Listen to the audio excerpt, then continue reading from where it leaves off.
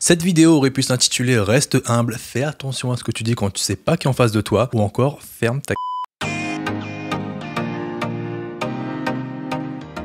Bonjour tout le monde, j'espère que ça va. Aujourd'hui je voulais vous raconter une histoire qui m'est arrivée en 2016. Contexte. En 2016, je suis invité à jouer à Londres pour la convention Hyper Japan. C'était la première fois que j'allais en Angleterre et j'étais hyper hype. J'y suis allé avec Voxwave et j'avais 4 concerts prévus. J'avais 2 concerts en solo et 2 concerts avec Alice. On a été super bien accueillis et d'un point de vue technique et scénique, c'était sûrement la convention la plus professionnelle que j'ai faite à ce jour. Parce que oui, les conventions, particulièrement en France, c'est un peu limite parfois à ce niveau-là. Il y avait 2 jours de convention. Le premier jour, mon concert avec Alice était en début d'après-midi et mon concert en solo était en fin d'après-midi. Donc je fais le concert avec Alice, tout se passe très bien. Et à la fin du concert, je repars en loge pour me changer avant mon showcase. Mais je savais pas à ce moment-là que j'allais vivre un des plus gros malaises de ma carrière de musicien. Pour vous situer un peu, pour que vous compreniez la suite, 2016 pour moi c'était une très bonne année, ok.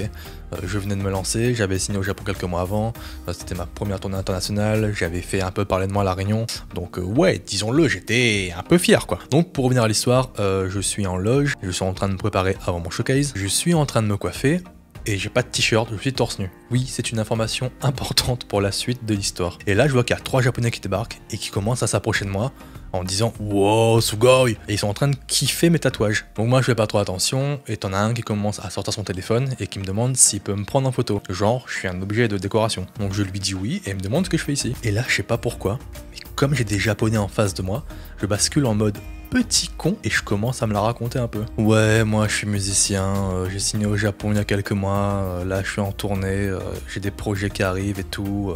Mais ridicule. Donc les mecs sont là, ils font oh cool. Du coup je me dis allez, je vais leur demander ce qu'ils font aussi. Alors, vous faites quoi vous ici? Et là t'as un des mecs qui me répond. Ben lui c'est Kaoru Wada, le compositeur de Kingdom Hearts et de Senseiya. Lui c'est le producteur de Détective Conan et lui il bosse à TV Tokyo.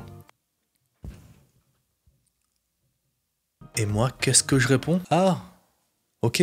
Le temps entre ma réponse et le temps où ils m'ont dit qui ils sont, ça m'a paru mais une éternité. J'ai voulu bugger devant les mecs, mais il fallait pas que je perde la face, tu vois. Donc, qu'est-ce que je réponds? Ah, ok.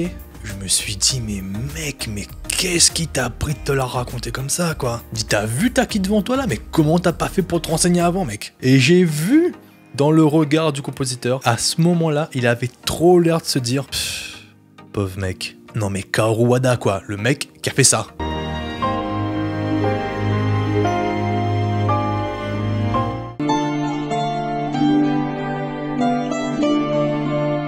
En gros, pour que vous compreniez bien la situation dans laquelle je me trouvais, c'est comme si j'avais dit ça. Ouais, tu sais, moi en ce moment je tourne des vidéos, j'ai des gens qui me suivent, je prépare un court-métrage là, enfin voilà quoi. Et toi t'es qui? Ben moi je suis Tim Burton. Pauvre con. Kaoru Wada, c'est un monstre de la composition. Et je parle même pas du mec de Détective Conan. Là, j'ai pu c'est le producteur ou le dessinateur.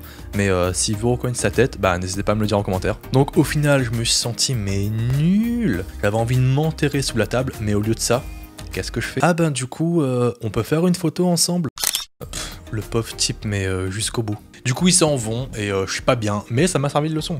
Et vraiment, je me suis dit, mais plus jamais je réagis comme ça. Je pense que le fait d'avoir des japonais en face de moi, j'ai voulu les impressionner et me prouver quelque chose, mais tu sais jamais qui t'es en face de toi. Et puis ce genre d'attitude, enfin, c'est juste ridicule quoi. Il vaut mieux vraiment rester humble dans toutes circonstances et apprendre des gens qui t'entourent. Donc par la suite, la convention s'est hyper bien passée. Le public anglais, encore une fois, était incroyable. C'était un spécial Ghibli, donc j'ai l'honneur de tenir les premières planches de Totoro, de Chihiro. Il y avait même un concert de la chanteuse qui a interprété la chanson de Ponyo. Et il y avait moi, qui vient de me taper la honte devant Kaoru Wada. Tranquille, un des compositeurs que j'écoutais le plus à l'époque, en tant que gros fan de Kingdom Hearts, mais ça va. Voilà pour cette petite anecdote, j'espère que ça vous aura plu. Moralité de cette histoire, humilité. Je vous donne rendez-vous sur les réseaux sociaux, Instagram, Twitter, n'hésitez pas à vous abonner à la chaîne, activer la cloche.